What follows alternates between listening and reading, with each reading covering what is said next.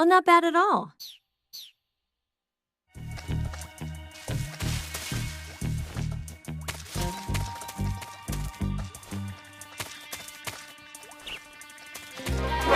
I see him.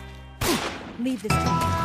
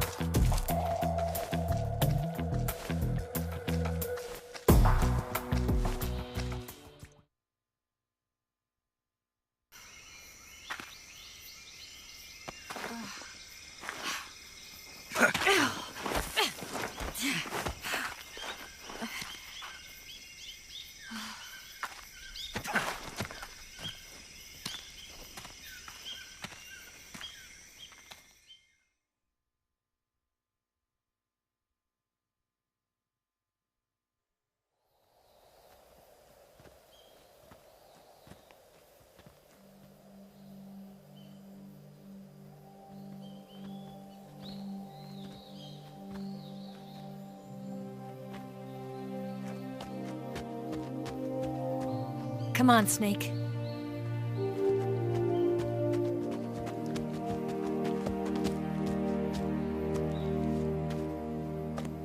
We made it. We made it. Over there.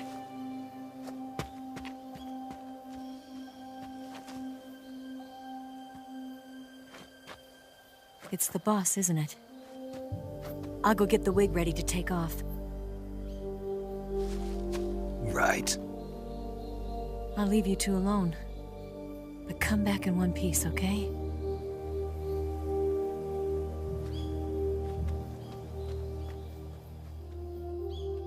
Promise me!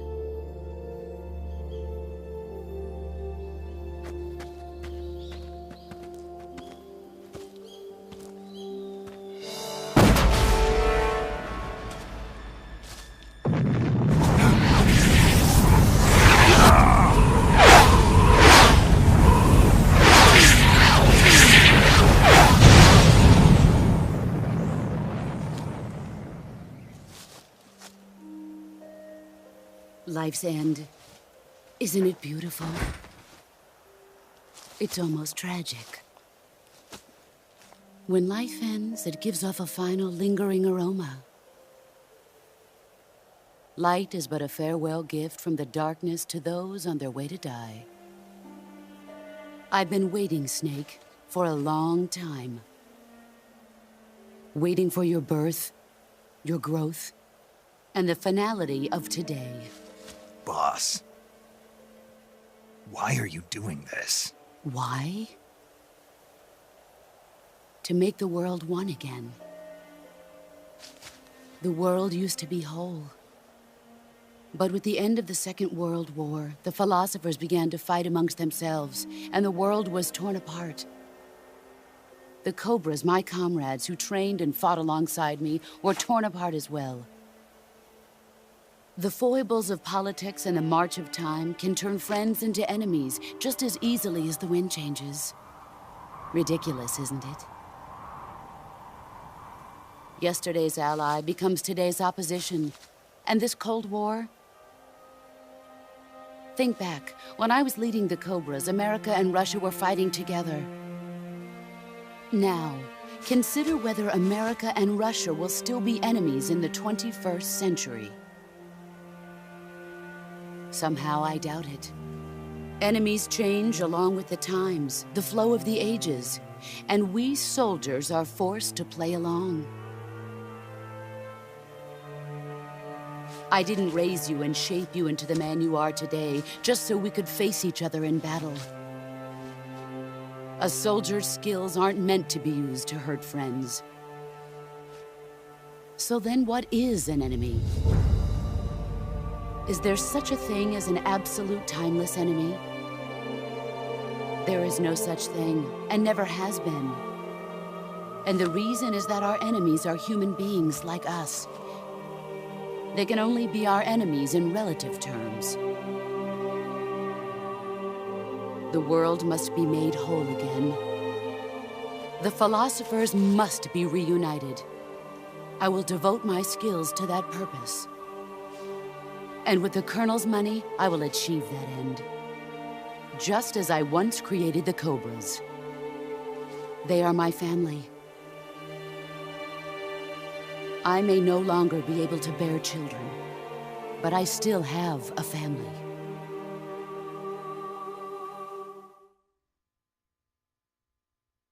It was November 1st, 1951. I was in the Nevada desert participating in atomic testing. The name Nevada is derived from Spanish, covered in snow, white as snow. And snow is exactly what I saw in that Nevada desert. It froze my blood white. Snake, you were an atomic test subject, weren't you? On Bikini Atoll. That's part of the reason I was drawn to you. You and I are alike. We're both slowly being eaten away by the karma of others. We'll never have the chance to die peacefully of old age. We have no tomorrow. But we can still have hope for the future. In 1960, I saw a vision of the ideal future from space. 3 years earlier, the Soviet Union had succeeded in launching Sputnik, the first man-made satellite in history, into orbit. This came as a huge shock to the United States. In response, America threw everything it had into its own manned spaceflight project, the Mercury program. Even as the Soviets seemed poised to send their first man into space, America was still experimenting with chimpanzees and rockets. The government wanted human data. So they secretly decided to send a human being into space. I was the one they chose. At the time, they didn't have the technology to block out cosmic rays, and whoever they sent up would inevitably be exposed to heavy radiation. That's why they chose me. After all, I'd already been irradiated once. Of course, you won't find any of this in the history books. I could see the planet as it appeared from space. That's when it finally hit me. Space exploration is nothing but another game in the power struggle between the US and the USSR. Politics, economics, the arms race, they're all just arenas for meaningless competition. I'm sure you can see that, but the Earth itself has no boundaries. No East, no West, no Cold War.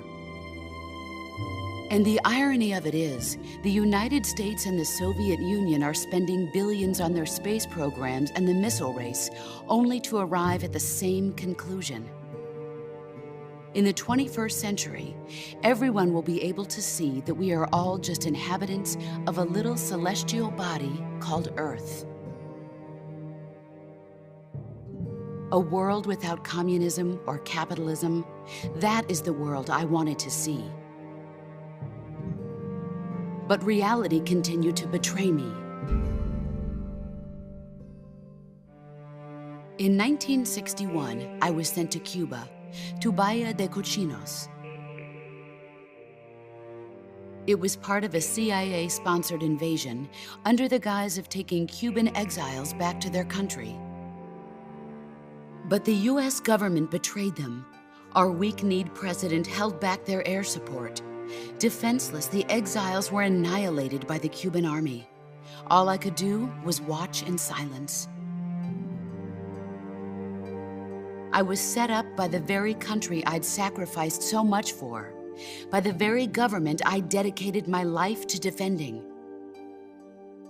I was driven from the surface world, and I went underground. Then, 2 years ago, I faced the Sorrow, my old comrade in battle. He was my friend. But one of us had to die. I was left with no choice. The Sorrow gave his life for me. There is no enmity between us. One must live, and one must die.